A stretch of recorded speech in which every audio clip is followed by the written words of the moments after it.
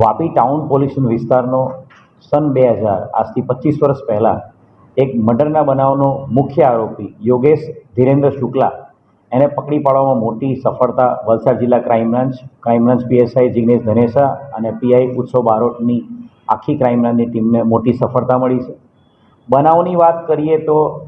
સન 2000માં જે આરોપી છે પ્રકાશ ધીરેન્દ્ર શુક્લા એ ઉત્તર પ્રદેશથી અહીંયા એક મંગલમ ઓર્ગેનિક કંપનીમાં કામ કરવા માટે આવેલો હતો અને 2000માં જ એના પ્રેમિલા નામની એક વ્યક્તિ સાથે લગ્ન થયા હતા.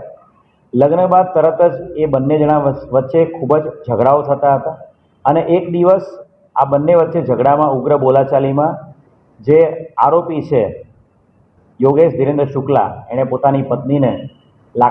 જે બોથડ પદાર્થ છે એના મરણતોડ ફટકાઓ માર્યા હતા અને એનું ગળું દબાવીને એની હત્યા કરી દીધી હતી. હ્યુમન અને ટેકનિકલ ઇન્ટેલિજન્સ આધારે આરોપી યોગેશ ધીરેન્દ્ર શુક્લા પોતાનું નવું નામ આનંદ ધારણ કરીને અહીંયા રહે છે અને સાથે સાથે એવી હકીકત મળી હતી કે એ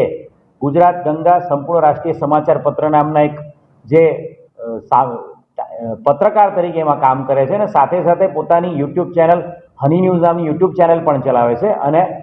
વલસાડના મોગરાવાડીમાં રહે છે એ હકીકત મળી હતી અને એના આધારે ક્રાઇમ બ્રાન્ચ છે અને ગઈકાલે મોડી રાતે એને પકડી પાડ્યો છે. 25 વર્ષ જૂના હત્યાના ગુનામાં પત્નીની હત્યાના ગુનામાં નાસ્તો ફરતો જે પતિ હતો યોગેશ ધીરેન્દ્ર શુક્લા એને પકડીને જે મરણ જનાર છે એને અને એના પરિવારને ન્યાય અપાવવામાં વલસાડ જિલ્લા ક્રાઇમ બ્રાન્ચને મોટી સફળતા મળી છે.